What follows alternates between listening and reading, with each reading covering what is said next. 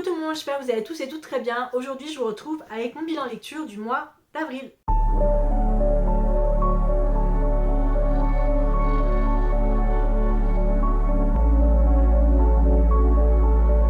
Je vous rappelle que pour le mois d'avril, je m'étais lancé le défi de lire 10 romans, ce qui était plutôt énorme pour moi, mais j'en ai profité puisqu'il y avait les vacances.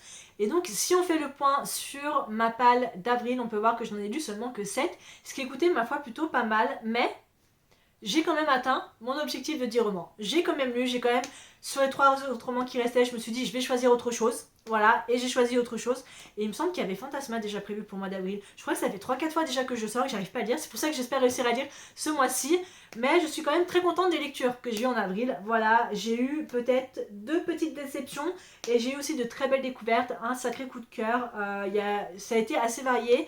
J'ai aimé découvrir de nouveaux romans. J'ai aimé découvrir des nouvelles sagas. J'ai aimé continuer des sagas. J'ai aimé lire aussi des mangas, voilà, ça change, je me rends compte que j'aime beaucoup lire des mangas et des graphiques et qu'il faudrait que j'en lise un peu plus à l'occasion. Donc ouais, franchement ça a été un assez bon mois. Ma première lecture en avril, ça a été le tome 3 de L'Enfant en moi de Aoi Mamoru chez Édition Kana. On commence à avancer doucement dans ce manga, ce qui est assez cool. L'histoire commence à prendre doucement forme et j'ai beaucoup aimé le fait qu'on ait vraiment Sachi et Takara là, qui l'ont annoncé à leurs parents et vraiment voir leur point de vue différent, voir une famille sportive et une famille pas trop sportive et voir comment Takara défend Sachi. Et je sais pas, j'aime beaucoup le fait qu'on avance mais genre vraiment doucement. Et je vous l'avais déjà dit, j'avais assez peur qu'en fait le manga traîne en longueur, genre que vraiment on arrive au tome 8-9 et que voilà, elle est encore un ventre assez plat, pas assez rond, ou qu'elle n'est pas accouchée. Et d'après ce que j'ai vu, les couvertures des 12 tomes qu'il y a, sachant qu'il y en a 6 qui sont déjà sortis en France, on avance. Donc c'est assez cool, mais ça reste quand même un manga, j'ai mis 4,5, vraiment génial, assez émotionnel, je dois dire, voir deux jeunes adolescents avoir un choix, enfin plusieurs choix, et voir est-ce que les familles sont sportives ou pas. C'est vraiment un manga qui tourne autour de la teen pregnancy, mais aussi de devenir adulte avant l'âge, très clairement, et aussi un côté assez famille, très familial. J'ai beaucoup aimé ce 3e tome, voilà, j'ai très hâte d'acheter la suite et de continuer. Voilà, je suis contente qu'il y ait 12 tomes et que ce soit pas vraiment un manga qui s'éternise sur 24-25 sagas, enfin 25 tomes, comme certains mangas, certains shoujo peuvent le faire. Mais j'ai très hâte en tout cas de continuer et ça a été une très bonne lecture. Après L'Enfant en moi, j'ai voulu commencer des romans et donc j'ai lu le 2e tome de Percy Jackson, donc La Mer des monstres de Rick Riordan chez l'édition Albin Michel dans la collection Wiz, et j'ai mis 3,5. Alors, j'ai apprécié ma lecture.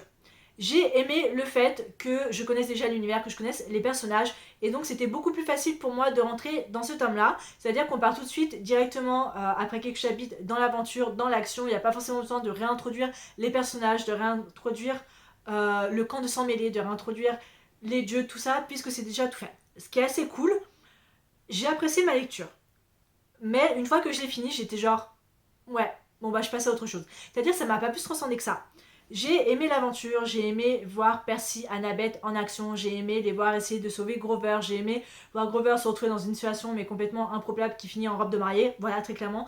J'ai aimé aussi le fait que Clarisse soit beaucoup plus présent dans ce tome-là et qu'on la voit changer un peu, évoluer, surtout son point de vue au niveau de Percy et de Annabeth. J'ai toujours aimé le fait que Annabeth et Percy se lancent aujourd'hui des petits pics, mais sont prêts à tout pour sauver leurs amis, quitte à se mettre en danger, quitte à mettre le camp de sang mêlé en danger. Voilà, enfin, pas en danger, mais quitte pas à mettre en péril, mais à essayer de sauver tout en mettant en péril à la fois. Assez compliqué, mais franchement, j'ai bien aimé ma lecture, j'ai aimé l'introduction à des nouveaux personnages, j'ai aimé les révélations qu'il y a eu.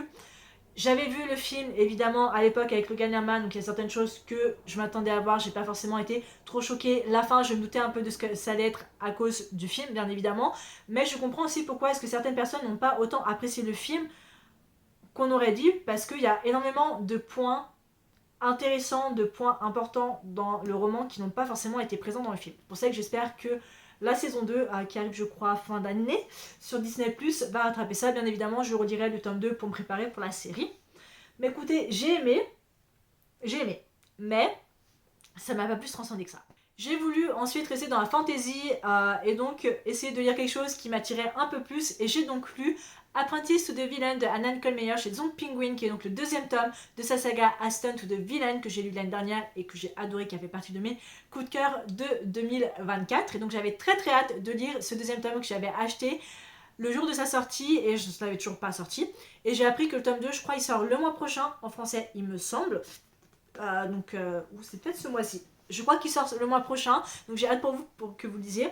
Alors, j'avais hâte de lire et j'étais contente parce que les événements de la fin du tome 1 étaient encore assez frais dans ma tête. Donc, ce qui fait que j'étais pas trop paumée, j'étais pas trop perdue dès les premiers chapitres. Dès les premiers chapitres, on se retrouve vraiment là, je crois peut-être deux jours ou une semaine après les événements du tome 1, ce qui est assez cool. Et on se retrouve avec une Evie dans ce tome-là, mais complètement changée. C'est-à-dire que là où elle était vraiment personnage principal, ok, dans le premier tome, mais où elle était encore assez douce, où elle savait pas forcément trop quoi faire, là, dans Apprentice to the Villain, mais elle est au-dessus du vilain, très clairement. Elle a pris de l'assurance, elle a pris un caractère, elle se laisse pas faire, elle a managé le château pendant que The Villain était pas là. Franchement, j'ai trouvé ça vraiment génial. Et j'ai aimé l'évolution de la relation entre elle et The Villain. Et j'ai aimé aussi en apprendre beaucoup plus sur The Villain. C'est vraiment un roman, vraiment backstory à peu près sur The Villain, sur sa relation qui a été avec le roi, sur comment des événements ont fait de lui un peu l'homme qu'il est. Et j'ai aimé aussi le fait qu'on ait l'introduction de nouveaux personnages, surtout un personnage qui est lié à Evie. J'ai aimé le fait que sa famille soit encore très présente. Il y a tous ces petits éléments du tome 1 qui se sont retrouvés un peu plus importants dans le tome 2, surtout les personnages secondaires. Tout le monde est lié d'une certaine façon et l'aventure est ici, l'action est là, la fantaisie est présente aussi, les petits retournements de situation, le flirt entre Evie et The Villain est encore extrêmement présent, les deux sont prêts à se protéger de l'un l'autre et j'ai aimé le fait que Evie tienne tête au vilain plus d'une fois et genre non, je vais y aller, je sais, même si tu vas m'empêcher d'y aller, je vais quand même faire, je vais quand même te contredire et j'ai beaucoup apprécié ça. Ça reste un deuxième tome, après j'ai trouvé le tome pareil, le premier tome assez introductif malgré toute l'action qu'il y a eu, le temps de mettre l'univers en place. Une fois que c'est fait, le tome 2 était juste parfait. J'ai très hâte de lire le tome 3 qui sort pas avant malheureusement le mois d'octobre et je sais qu'il y a un tome 4 de prévu. J'espère juste que ce soit pas une série qui va s'éterniser sur le long terme et qui au bout du quatrième tome, après je pense le quatrième ça va être le final, mais en tout cas j'ai très hâte. J'ai adoré vraiment l'univers, j'ai adoré Evie, j'adore The Villain, j'adore tous les personnages, j'adore la sœur de The Villain, obviously. J'adore les relations que nos protagonistes ont, autant avec les personnages secondaires que les personnages principaux. Voilà, j'ai adoré en découvrir plus sur The Villain. Ça a été une très bonne lecture. J'ai voulu rester dans la fantasy, mais passer un peu au français. J'aime bien lire français-anglais, comme ça me permet de souffler un peu de l'anglais en passant en français. Et c'est pour ça que j'ai lu Le Pont des Tempêtes de Daniel L. Johnson chez édition Brajon. Moi j'ai édition poche que je trouve vraiment super jolie. Je le trouve même plus jolie que le tome en grand format. Alors ce roman là, pour moi c'était soit ça passait soit ça cassait. C'est à dire que tout le monde aime l'univers du Pont des Tempêtes, que j'avais peur, je me suis dit ça se trouve ça va pas me plaire, je sais pas du tout pourquoi je m'embarque. Je suis vraiment partie à l'inconnu avec ce roman, c'est à dire que je n'ai pas lu le résumé. J'ai pas lu le résumé, je sais pas du tout à quoi je partais, mais je suis partie et j'ai beaucoup aimé. Je vais vous lire le résumé parce que je suis incapable de vous en faire un, surtout pour un univers extrêmement dense comme celui-ci. Entraînée aux arts de la guerre, de l'espionnage et de la séduction, Lara est l'arme secrète de son père, le roi de Maridrina. J'ai eu énormément de mal avec les noms des royaumes, sachez-le. Dans ce monde ravagé par des tempêtes sauvages, le pont qui parcourt le royaume voisin d'Itikana est la seule voie commerciale, et Itikana abuse de ce pouvoir pour s'enrichir aux dépens des pays environnants. Sous prétexte d'honorer un traité de paix, Lara doit épouser le roi Aren et fracturer les défenses de ce pont impénétrable. Mais alors qu'elle apprend à connaître ce lieu dangereux et envoûtant, un Éden luxuriant cerné par des mers tumultueuses, ainsi que l'homme qui le gouverne, elle remet en question tout ce qu'elle pensait savoir. Lara va devoir choisir son propre destin. Sera-t-elle une tueuse de rois ou la sauveuse d'un peuple? J'ai mis 4 étoiles. Alors j'ai pas mis 4,5 parce que c'est un premier tome. Pour moi, les premiers tomes de fantasy, surtout comme celui-ci, c'est des premiers tomes extrêmement introductifs. Franchement, je savais pas si ça allait me plaire. C'est-à-dire que j'ai lu les premiers chapitres, mais je les ai trouvés assez longs, je les ai trouvés assez introductifs, j'ai trouvé l'univers assez dense, mais une fois, genre, Lara mariée à Aren, ça était... Enfin, je sais pas, les pages ont filé et j'ai enchaîné chapitre par chapitre et j'ai beaucoup apprécié ma lecture. J'ai adoré vraiment le personnage de Lara. C'est pas un personnage qui, genre, construit genre son assurance au cours des romans, au cours du plot. Non, c'est vraiment, elle a déjà de l'assurance, elle a déjà des dons, elle sait ce qu'elle fait, elle sait se battre, elle sait manipuler les gens, elle a déjà vraiment cette assurance qui n'a pas forcément été formée au cours de l'histoire, ce qui m'a assez plu. Et j'aime aussi beaucoup le fait qu'on a alterné les chapitres entre Aren et Lara. J'ai aimé voir leur point de vue et le ressenti de l'un de l'autre à travers leurs pensées. Et évidemment, c'est le cliché parfait du Enemies to Lovers, et j'ai aimé vraiment voir le changement de Aren et de Lara auprès des deux, et le fait que Lara en apprenne un peu plus sur Itikana, sur les lois, sur comment est-ce que le pont, le fait qu'elle soit une voie commerciale, comment est-ce que ça fonctionne vraiment, et le fait, ça lui a permis de s'ouvrir un peu plus à Aren, et donc en voyant sa faiblesse, Aren a pu s'ouvrir un peu plus à elle, et ça m'a beaucoup plu. Franchement, j'ai beaucoup apprécié. J'ai beaucoup aimé aussi les personnages secondaires, beaucoup la sœur de Aren aussi, toujours à le charrier. J'ai beaucoup aimé l'univers, j'ai beaucoup aimé les personnages, j'ai beaucoup aimé l'action qu'il y avait. C'est vendu comme de la fantasy, mais je vois pas tant de fantasy que ça en fait. C'est-à-dire c'est vendu comme de la romantasy. Alors je comprends, c'est en plus cette vibe, c'est Game of Thrones pour moi en fait. Game of Thrones sans les dragons, sans cet univers de fantasy. C'est-à-dire il n'y a pas de magie ou de sort qui est jeté, c'est vraiment pour moi de la aventure historique avec de la romance, avec du smut, hein, bien évidemment, avec un peu de spice. Mais j'ai beaucoup apprécié. Après, ça reste un premier tome, et j'ai trouvé pour moi vraiment que l'histoire avançait vraiment, mais vers la fin. Vraiment vers les 200 dernières pages à peu près par ici on va dire. Pour moi j'ai trouvé vraiment que c'est là que l'histoire commençait vraiment à prendre forme, et que tout le reste était vraiment introductif pour permettre à nous en tant que lecteurs de comprendre les personnages, de comprendre l'histoire, de comprendre les royaumes, de comprendre l'aspect assez politique aussi qu'il y avait dedans. Et après vers la fin vraiment nous emmener dans un retournement de situation et tout ça. Et je t'aime, moi non plus, je te aime et je t'aime aussi. Bref, tout en total, j'ai beaucoup apprécié. J'ai hâte d'acheter le tome 2 en juin et de continuer ma lecture.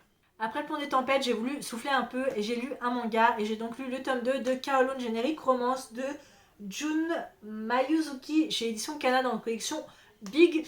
Alors, Kaolon, c'est un manga que j'ai découvert il y a peut-être 2 ans de ça. Je me suis laissée tenter par une vendeuse à la Japan Touch, voilà, qui tenait le stand Kana. Et elle m'a laissé convaincre, je suis revenue le lendemain, j'ai acheté le tome 1, j'ai beaucoup aimé. Et comme le tome 1, j'ai mis 4 étoiles. J'aime beaucoup l'aspect assez rétro, en fait, des dessins, l'aspect assez 90, début 2000. En plus, c'est un animé qui est sorti. C'est un univers assez étrange, futuristique, mais je sais pas, c'est assez spécial comme univers, mais j'apprécie beaucoup le manga, j'apprécie beaucoup les personnages. Là, on a eu un avancement un peu genre, il y a quelque chose de bizarre qui se trame. Voilà, c'est encore assez introductif, c'est une saga qui est encore en cours, autant en France que je crois au Japon, mais pour ma part, j'ai quand même beaucoup apprécié, j'ai mis 4 sur 5. Après ça, j'ai voulu lire de la romance, et j'ai donc lu The Strawberry Patch Packing House de Laurie Gilmore, qui est donc le 4e tome de sa saga Dream Harbor, et j'ai mis 4,5. C'est pour moi, pour le moment, le meilleur de la saga Dream Harbor, très clairement. Vous voyez Heartless de Elsie Silver, et ben c'est la même, mais dans une small town sans cowboy. Littéralement, single dad, nanny, Grumpy Sunshine, parfait. Franchement, parfait. Avec une petite gamine qui est entremetteuse et qui fait... Voilà, je sais pas. J'ai vraiment adoré. Il y a beaucoup... Alors, il y a beaucoup de personnes aux États-Unis, beaucoup de booktubers anglophones qui ont pas autant apprécié ce roman que les autres. C'est-à-dire que pour eux, ils trouvent que c'est le roman le moins bien de toute la saga. Pour ma part, je trouve que c'est le meilleur. J'ai adoré. Franchement, dès le début, je savais que j'allais adorer. Déjà, Single Dad, c'est vraiment une troupe que je commence à beaucoup apprécier depuis que j'ai lu Heartless de Elsie Silver. Elsie Silver va revenir, je pense, à chacune de mes vidéos.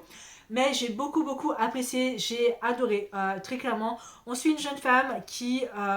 fait des travails à droite, à gauche pour tenter d'avoir son loyer, très clairement. Et c'est un peu la misère, voilà. Et on va suivre un homme, un cuisinier, voilà, qui travaillait à Paris, guide Michelin, étoilé Michelin, tout ça, qui va apprendre un jour, une avocate va lui apprendre, bonjour, vous avez une fille, voilà, la mère est décédée et donc vous êtes son tuteur légal, donc voilà.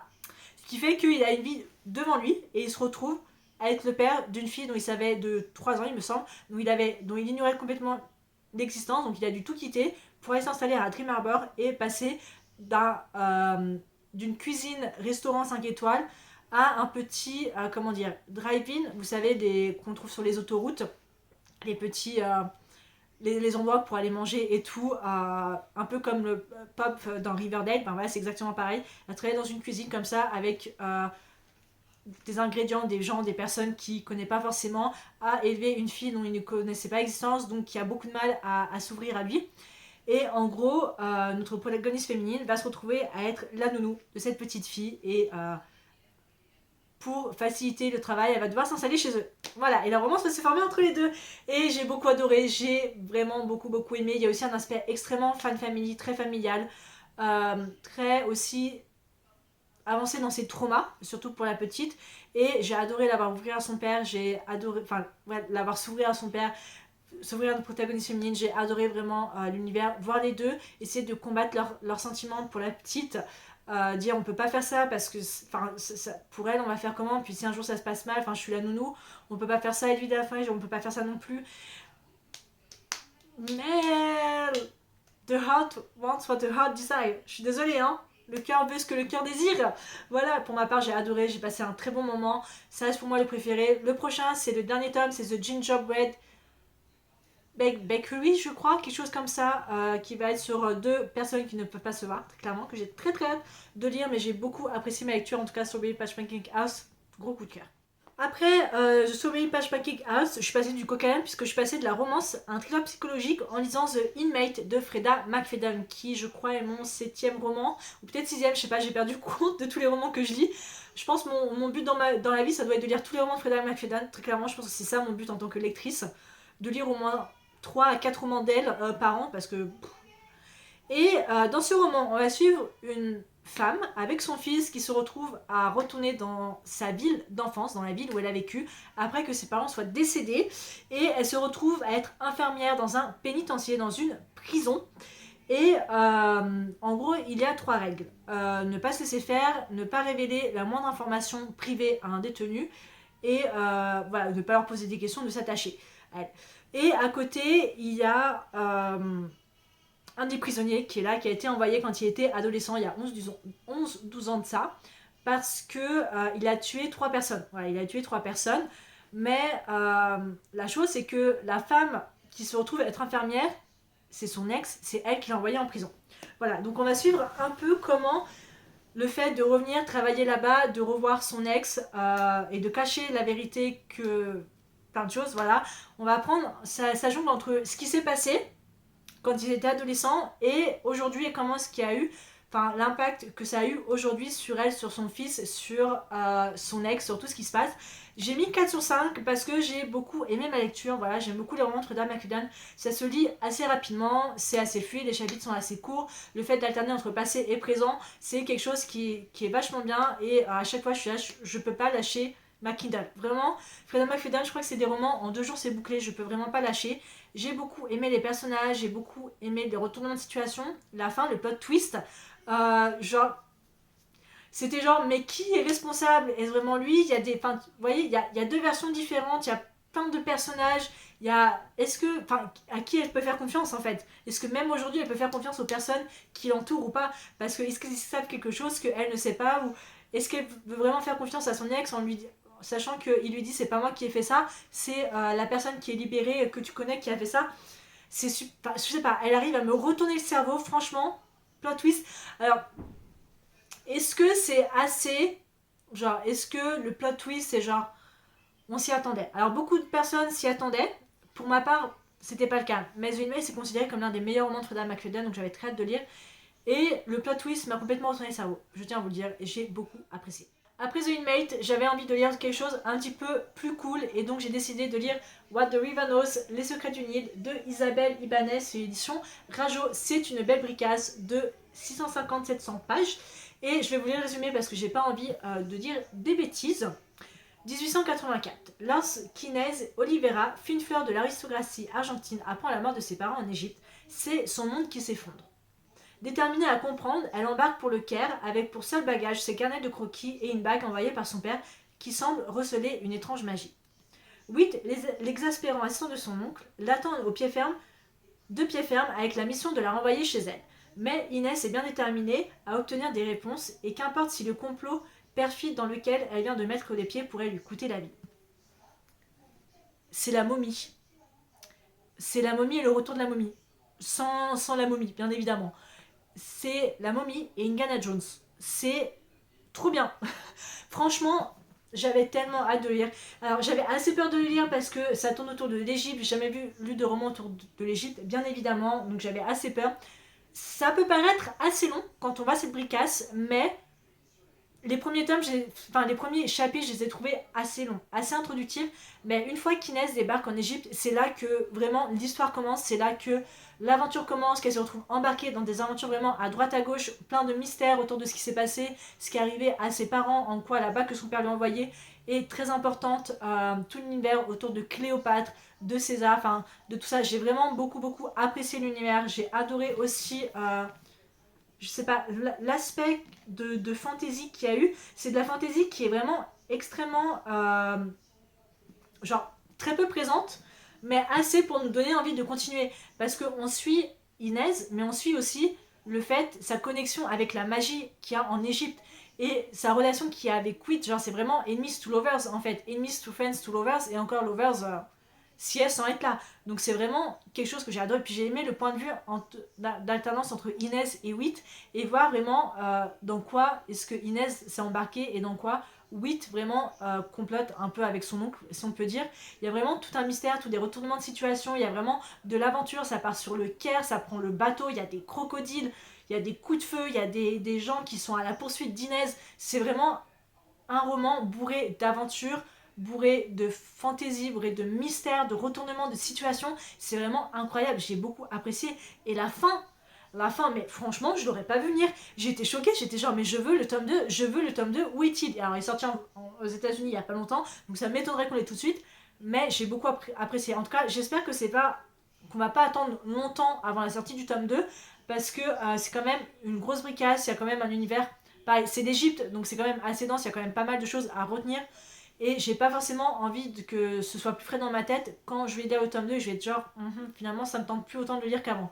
Mais sachez que j'ai beaucoup aimé, j'ai mis 4 sur 5 parce que j'avais quand même cette impression qu'il manquait un petit quelque chose, mais j'ai adoré. L'avant-dernier roman que j'ai lu, c'est The Score de L. Kennedy chez l'édition Hugo Roman, qui est donc le troisième tome de sa saga Off Campus. Et j'ai mis 3 étoiles. J'ai mis 3 étoiles parce que c'est des sagas, enfin c'est une saga, j'apprécie mais sans plus. Dans ce tome-là, on va suivre Ali qui a aucune idée de ce qu'elle veut faire après le lycée et qui a son ex en plus. Elle est complètement accro à son ex. Et à chaque fois que. Enfin, c'est le genre de fille où en gros elle est un peu dans une relation où elle peut pas se passer de lui. Genre, s'il lui demande de revenir vers elle, elle va le faire. Et ses copines sont pas du tout d'accord, donc elle lui dit non, je pars en week-end, mais il doit avoir Dean dans l'appart, donc tu peux être chez lui, comme ça si jamais ton ex vient taper à la porte, au moins tu le verras pas et tu te remettras pas avec lui, comme ça c'est réglé. On a Dean d'un côté qui est le hockeyeur phare, qui a toutes les filles à ses pieds très clairement, qui aime le sexe par-dessus tout. Voilà. Et donc les deux vont se retrouver ensemble un week-end et ils vont passer une nuit fougueuse entre les deux. Mais pour Alice, c'est genre on a fait ça, mais on est juste amis, plus jamais. Mais pour Dean, il n'est pas d'accord et en gros, c'est un peu un jeu de chat et la souris entre les deux avec du smut très smutty. Voilà, très clairement. J'ai mis 3 parce que comme j'ai dit, j'apprécie ma lecture, mais c'est tellement 2015. En fait, déjà, ce qui me dérange vraiment dans cette saga, c'est le langage cru que les personnages ont, surtout au moment des scènes de smut. Et je sais pas, il y a quelque chose de. C'est très. Alors, j'ai rien contre le cliché, hein. Absolument rien contre les romances clichés, au contraire, c'est ce que je trouve. C'est ce que j'adore, les romances clichés. Mais il y a quelque chose que j'ai du mal à apprécier dans les romans de Al Kennedy et j'arriverai pas à savoir ce que c'est. C'est des bonnes lectures, c'est des bons romans, j'aime bien les personnages, mais en fait, je suis pas autant attachée à eux que ça. C'est-à-dire que je m'attache pas aux personnages. Et The Score, c'est ça, je me suis pas du tout attachée à Ali et à Dean, même si j'ai bien aimé leur relation, si on peut dire. Euh, j'ai apprécié, mais sans plus. Voilà. Alors certes, je vais quand même regarder la série Prime, voilà, qui va sortir Prime Vidéo, parce que je sais pas si vous avez vu, mais le casque a été annoncé. Je comprends pourquoi les gens n'aiment pas forcément les casques. Mais voilà, j'ai mis 3, ça a été bien, mais sans plus. Ma dernière lecture du mois d'avril, ça a été Belladonna de Adeline Gray chez édition Rajo, je crois, ou Brajlon, qui est le premier tome de sa trilogie Belladonna, il me semble, voilà, que j'ai découvert. Voilà, vous savez que depuis que je vous en ai parlé, j'avais tellement envie de lire Belladonna, je suis passée à la médiathèque, je l'ai lu, j'ai fait bon bah go le lire. Voilà, il manquait un 10e roman pour compléter mon petit défi du mois d'avril et ça a été Belladonna que j'ai beaucoup aimé. Alors on n'est pas pour faire un résumé parce que ce serait extrêmement trop compliqué, mais je vais essayer. On a notre protagoniste féminine qui a un don depuis que ses parents sont décédés et en fait elle a un don où en gros, un don ou une malédiction comme on veut, ça dépend des gens, où la mort la suit partout. C'est-à-dire que toutes les personnes qui ont tenté de la recueillir, un peu parentée, ont des accidents et finissent par mourir. Voilà, donc on la traite un peu de sorcière, qu'elle est maléfique, que c'est l'enfant du diable parce qu'elle a un don et qu'en plus de ça, elle voit les fantômes. Et elle voit la mort aussi, la mort est toujours avec elle, bien qu'elle lui dit lâche-moi la grappe, très clairement. Il ne veut pas, voilà.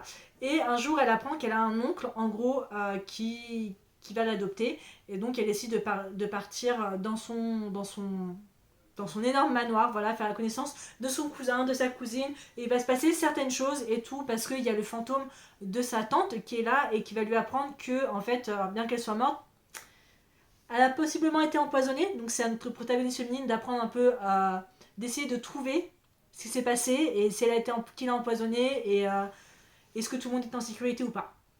Voilà, c'est le résumé que je peux vous faire, voilà, pas plus.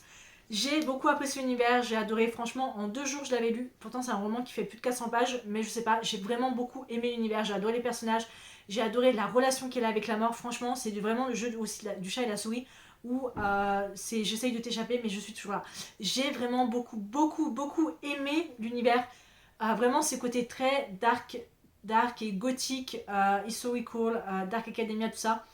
Je sais pas, il y a quelque chose de très sombre et de très mystérieux et un peu surnaturel, à la fois avec une touche de fantasy et une touche de romance à côté, slash triangle amoureux, que j'ai beaucoup apprécié. J'ai adoré le mystère aussi autour de sa famille, le mystère autour d'elle-même, les révélations qu'il y a eu. Et la fin de ce tome 1 m'a vraiment, genre, j'étais genre, d'accord, bon bah go lire le tome 2 ce mois-ci.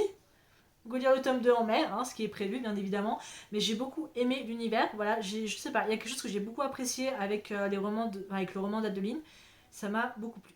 Donc voilà, c'est tout en ce qui concernait mon bilan lecture du mois d'avril, j'espère que cette vidéo vous a plu. Je sais que vers les derniers les avis lecture, là sur To The Score et Belladonna, ça a été un peu embrouillé, un peu à droite, à gauche, mais je suis assez fatiguée, donc là je termine la vidéo maintenant tant que je peux. J'espère que la vidéo vous a plu.